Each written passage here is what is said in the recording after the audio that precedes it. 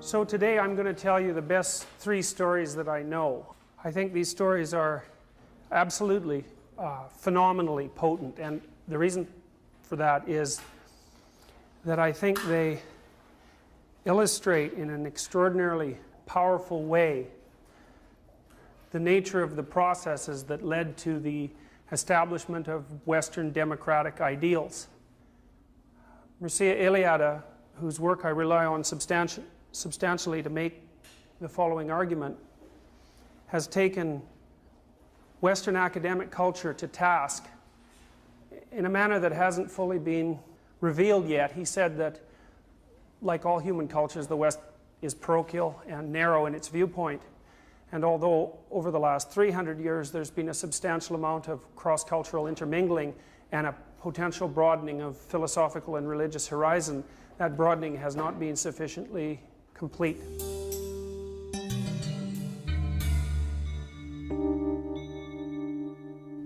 If we build on the viewpoint that I've been developing with you over the last few courses and make the presupposition that religious modes of thinking are more phenomenological than they are rational, which means that they deal more with what you experience, say, than with the objective world. If we look at archaic religious stories through that lens, then they can start to open up. And so, given that, I want to open up 3 religious stories to you today. 2 in-depth and 1 only in passing, because we'll return to it later. I'll start with the Judeo-Christian myth of Genesis. When I say myth, I don't mean untruth. I mean a form of knowledge that's narrative in structure and predicated on presumptions that aren't empirical.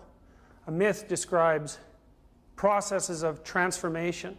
A myth describes the process whereby elements of experience come into being and transform. The fundamental structural elements of Genesis are the Word of God and chaos. And the Hebrew words for chaos and waste are teom for chaos and tohu for waste. And teom in particular, although tohu as well, are very interesting words because you can track their derivation historically. And sometimes if you can track the derivation of words historically, you can get some sense of the cultural milieu out of which the words sprang. And we know what Tiamat means because we have written records of a story that involves a character named Tiamat. And Tiamat is a dragon who lives at the bottom of the ocean. In the oldest creation myth we have, which is the Enuma Elish, the Sumerian creation myth. Sumeria, Babylon, Acadia, rightly regarded as the birthplace of modern Western civilization.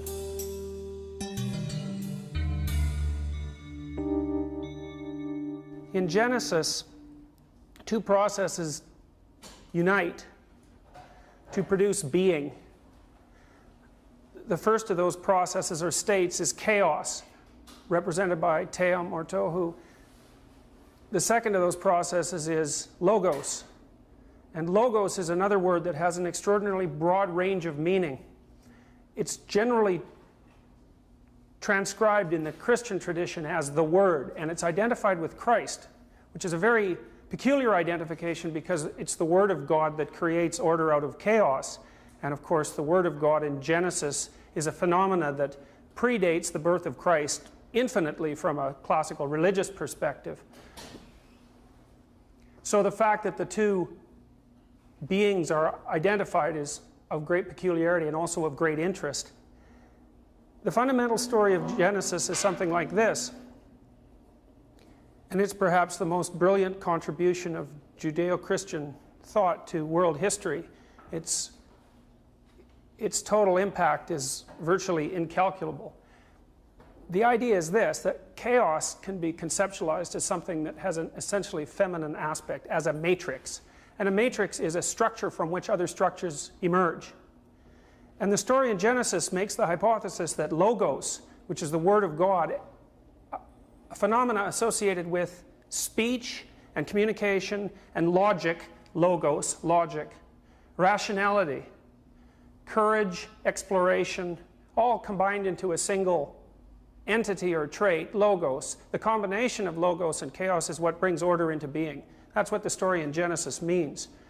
It's not an empirical description of the origin of objects. It's a phenomenological description of the origin of experience. The idea being that without the piercing glance of whatever consciousness is, whatever the background of experience is, the matrix, chaos, cannot be conceptualized as real. It takes the interplay between the feminine principle, chaos, and the masculine principle, logos, in order to produce being. Now, that's of substantial importance when you give some consideration to the fact that immediately in Genesis, after the establishment of livable order, the deity Yahweh identifies the individual human being with logos, right? Made in God's image. That's the essential characteristic of the human being. And what that means is that the logos that operates in human beings, which is this capacity to make order out of chaos, is identical to the principle that gives rise to the cosmos from a mythological perspective.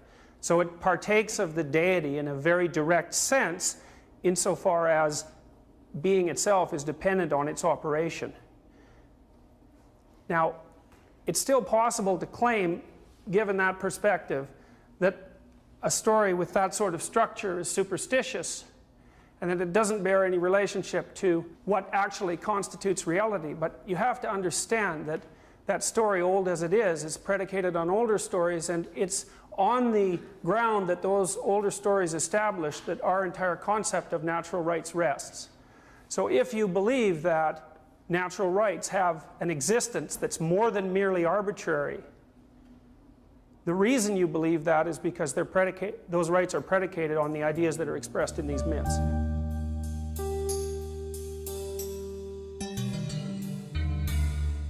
Okay, so now we're going to go back in time to Sumeria, and I'm going to show you how the Sumerian creation myth lays itself out. And not only that, I'm going to describe to you the direct political implications of the Enuma Elish, the Sumerian creation myth, because the political implications of that myth are well understood, because the political structure of Sumeria was directly associated with the structure of the myth, because the Sumerian emperor was regarded as the earthly representative of the highest god in the Mesopotamian pantheon, whose name was Marduk. So insofar as you were emperor, the reason that you were emperor, and this is what gave your sovereignty legitimacy, right? Because sovereignty has to have legitimacy, otherwise there's constant revolutions. What gave sovereignty legitimacy in Mesopotamia was the identification of the emperor with Marduk. And that had certain implications for the emperor, which we'll discuss in some detail. The story starts like this. You've got this dragon, Tiamat. And Tiamat is a great primordial beast who lives at the bottom of the ocean. And the ocean is water, and water is associated with the primal element in archaic thinking. And I told you, there's reasons for that already. If you viewed the transformation of deserts as a consequence of rain, you can understand why water would be considered the element that gives life, right? The element that brings life forth. And we know from an evolutionary perspective that that's accurate. And we know that we're 90% water. And so to consider water the primal element is no trivial conclusion, no less than presuming that the sun is the ultimate source of life, the ultimate God, because the sun is the ultimate source of life as far as we're concerned on Earth, right? Because it's the source of all our energy. These aren't stupid concepts, all right? So Tiamat is this horrible creature that lurks at the bottom of the primal element, all right? Now she has a husband, Apsu. Now the Mesopotamian creation myth doesn't say much about Apsu. We only know that he's the male consort of the dragon of chaos. And we know from reading other sources of mythology that the male consort of the dragon of chaos generally represents either logos or culture. So we're going to make the presupposition in this particular case that the husband of chaos is order or culture. Okay, and then the Mesopotamians don't say much about that. That doesn't, the development of the idea of Apsu or order or culture doesn't take new force until the ancient Egyptians. We'll talk about them today too. Okay, so Tiamat and Apsu are locked into a kind of sexual embrace, according to the Mesopotamian creation myth. And what does that mean? It kind of means two things. It means that they're not really distinguishable because they're locked into this embrace. And it also means that they're up to something creative, because the act of sexual congress in mythology is most frequently utilized as representation of something creative, or as representation of the probability of some new form coming to be, right? All right, so Apsu and Tiamat are locked into this embrace in a state that other creation myths describe as egg-like, the pre-cosmogonic egg. Their intermingling gives rise to the initial state of being, according to the Sumerians, and the initial state of being, according to the Sumerians, is characterized by the dominion of the elder gods. These gods, being none too bright, make a tremendous amount of racket doing things. Well, what does that mean exactly? Well, it means something like this. They make a lot of racket, and they cause a lot of trouble. They make a lot of wind, and all of their racket and trouble and wind and activity rouses Tiamat. What does that mean? Well, it means if you do things, you get in trouble. It means even if you're trying to solve problems, you get into trouble, because the solution to a problem tends to generate a whole bunch of new problems, right? It's like the Hydra. So what it means is that it's more or less fated that any form of activity whatsoever is likely to produce the threat of catastrophe. And of course, we're absolutely keenly aware of that in the modern world, because we're possessed by this sense that all of our frenetic activity, all of our frenetic motivated activity, is producing alterations in the world order such that nature itself is going to be destroyed and eliminate us.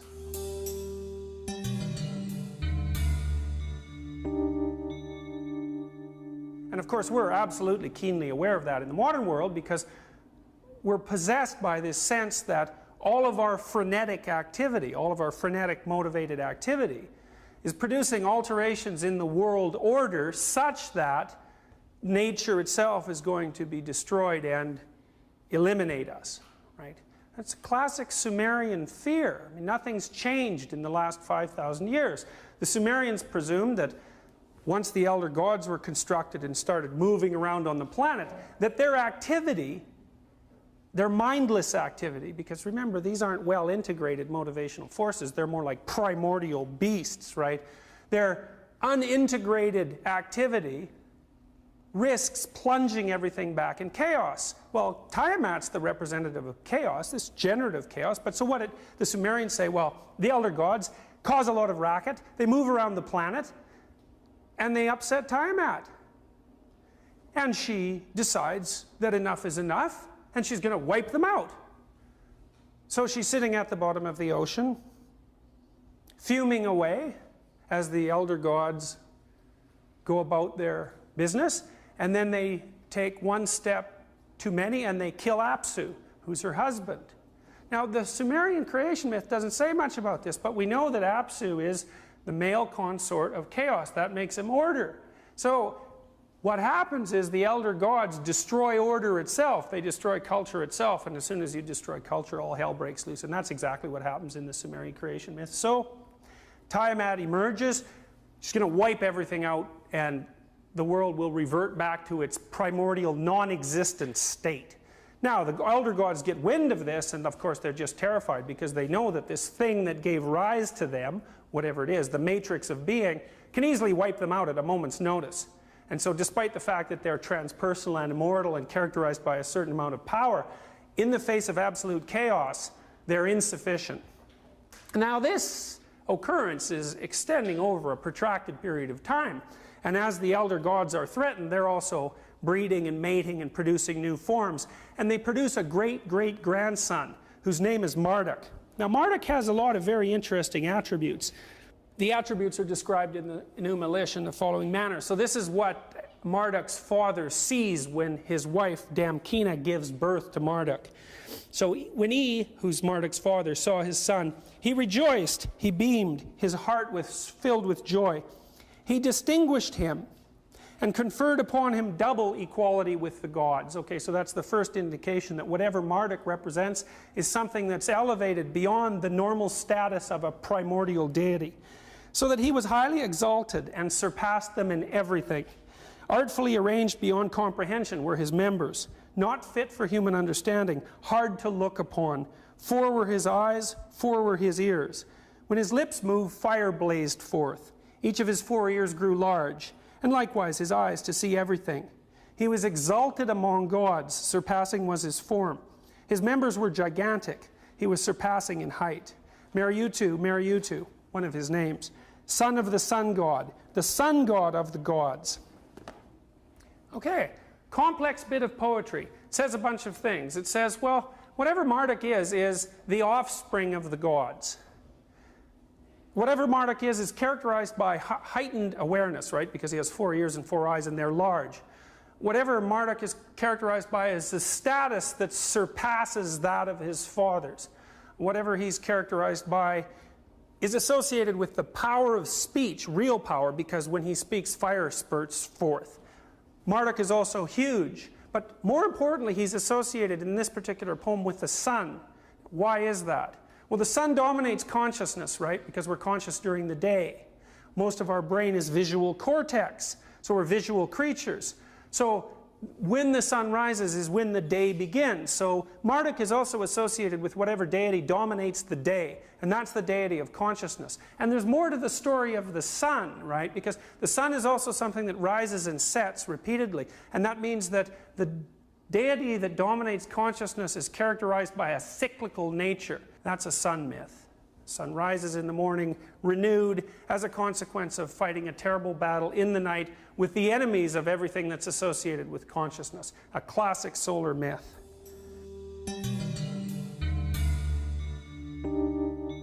So, Apsu and Tiamat give rise to the world of the gods.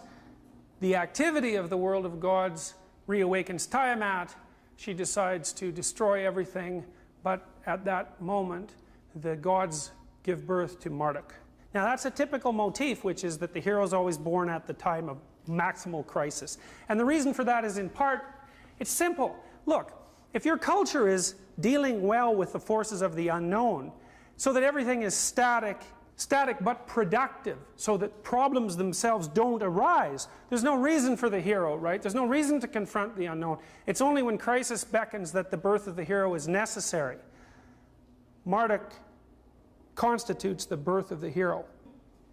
And they say, look, you know, we're in real trouble unless someone goes out there and confronts Tiamat straight on. She's going to wipe everything out. It's a dangerous and terrifying job, but somebody has to do it. And Marduk says, well, that's no problem, but I got a few rules here. And this is the first rule. I'm in charge from here on forward. What does that mean exactly? Well, these archaic stories are polysemic in Northrop Frye's terminology. And what that means is that they can be read validly at multiple levels of analysis simultaneously. And so one thing it means is that if you take the 2-year-old child who's essentially under the dominion of assorted primordial gods and goddesses, right? Aggression, fear, panic, and according to Freud, a certain degree of sexual aggression. The child moves from domination from motivated state to domination from motivated state. And it isn't until the age of 3 and 4 when, under the pressure applied by the social world, and as a consequence of the maturation of the prefrontal cortex, which matures throughout childhood and adolescence and doesn't reach its final form until perhaps into the early 20s, all of those fundamental motivational forces start taking on a structured relationship to one another, which is to say that as your personality becomes integrated, a single motive force forward has to bring all of these underlying motivational systems into some sort of harmonious arrangement. Okay, so let's see what the Sumerians are doing here. Okay, first of all, they're doing psychology. They're trying to figure out, given the dominion of the elder gods, the indisputable dominion of the elder gods, instincts, who should rule, right? What should be in charge? How do you construct a hierarchy of values? And then, more complexly, when you integrate a state, which is what the Mesopotamians did, right? The first great civilization, what does that mean? The first time hundreds of tribes were hammered into some sort of stable hierarchical order. How do you represent that order? So Marduk gets his act together. The gods all meet in a huge chamber. They elect him king, and then they prepare him for battle. When the gods the fathers beheld the power of his word, they were glad and did homage, saying, Marduk is king. They bestowed upon him a scepter, a throne, and a royal robe. They gave him an irresistible weapon, smiting the enemy, saying, Go and cut off the life of Tiamat. May the winds carry her blood to out-of-the-way places. After the gods his fathers had determined the destiny of Marduk, they set him on the road, the way to success and attainment. So then he goes to the heart of darkness, so to speak, and confronts Tiamat, accuses her of treachery, and challenges her to battle. When Tiamat heard this, she became like one in a frenzy and lost her reason. She cried out loud and furiously. To the very roots, her two legs shook back and forth. She recited an incantation, repeatedly casting her spell. As for the gods of battle, they sharpened their weapons. Tiamat and Marduk, the wisest of the gods, advanced against one another. They pressed on to single combat and approached for battle. Okay, well, things don't go out so well with Tiamat from this point forward. The first thing that Marduk does is encapsulate her in a net. And I think that's a really interesting metaphor, because that's essentially what human beings do when they encounter the unknown, right? They encapsulate it in an explanatory network. So it's a way of binding up the anomaly or the unknown and giving it a substantive form. Then he cuts her into pieces. And then he makes the world out of her pieces. In fact, one of Marduk's names is he who makes ingenious things as a consequence of the combat with Tiamat. Now, that's very, very interesting, because what it means is that the Sumerians are presenting in metaphorical form the notion that when the chips are down, the survival of being depends on the capacity of whatever Marduk represents, this solar god, to encounter the matrix of being, to cut it into pieces and to make the world. And if you think about it in those terms, it's a very, very straightforward story, right? It's basically the story of human beings. Fundamentally the story of human beings, because we, in the words of a famous evolutionary psychologist whose name completely escapes me, we occupy the cognitive niche, right? Our mode of being is creativity in the face of the unknown. And when chaos threatens the established mode of being, it's necessary for us to put our creativity into action and to carve out new territory as a consequence of encounter with the unknown. Why? Well, because we can take the world apart with our hands and put it together in new ways, and then we can code what we've done verbally, and we can transmit it to another person, and then they can do the same thing. And we're all doing this all the time, and we're all telling each other how we're doing it, and that's how the embodiment of logos in the human being, which is precisely equivalent to the Sumerian notion of Marduk, that's precisely how it is that we're constantly capable of redeeming the world.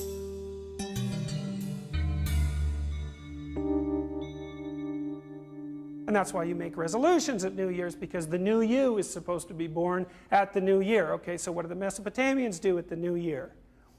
They take their king and they bring him outside the city. Now you have to understand that outside the city is chaos, right? Because these are city-states. When you go outside the dominion of the human, you're in chaos. And then the priest makes the emperor kneel and takes all his marks of status off him, so he's reduced to his essence fundamentally, bereft of his social persona, and then he slaps him with a glove and humiliates him, and the king is forced to recount his sins, right? Everything he did in the last year that wasn't up to Marduk's standards, so to speak. And you can see, that'd be a pretty useful thing to have somebody who's in power do on a regular basis, right? Because it reminds them that they're, in fact, subject to a transpersonal structure whose nature isn't precisely evident, but is nonetheless there, which is the case. Act like Marduk, or all hell will break loose and demolish your kingdom, which is, of course, is true now, as it was then.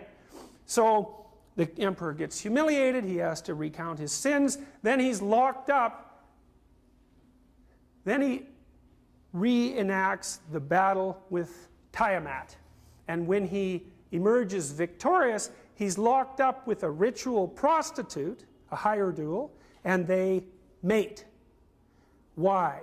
Well, the hierodule, the ritual prostitute, represents Tiamat. Now, why the hell would that be? Because Tiamat's a dragon, right? A horrible man-eating dragon that lives at the bottom of the ocean, which is to say that in any encounter with the unknown, as difficult, traumatic, and violent as that might be, there's also the possibility for something creative to emerge as a consequence, right? Because it's out of the unknown that we mine new information. So insofar as the Mesopotamian emperor acted out the role of Marduk, then he was a good emperor, then he deserved his sovereignty, and literally as well as figuratively, insofar as he did play that role, then the society was going to remain not only stable but constantly updated, because he's engaged in this constant creative contact with the unknown, aided and abetted by his attempts to remember his own inadequacies and weaknesses and to do something about them. Okay, so that's a pretty interesting story, and it gets even more interesting when you start to understand that the Judeo-Christian creation myth is assimilated to the Sumerian creation myth by the union of the notions of chaos and Tiamat.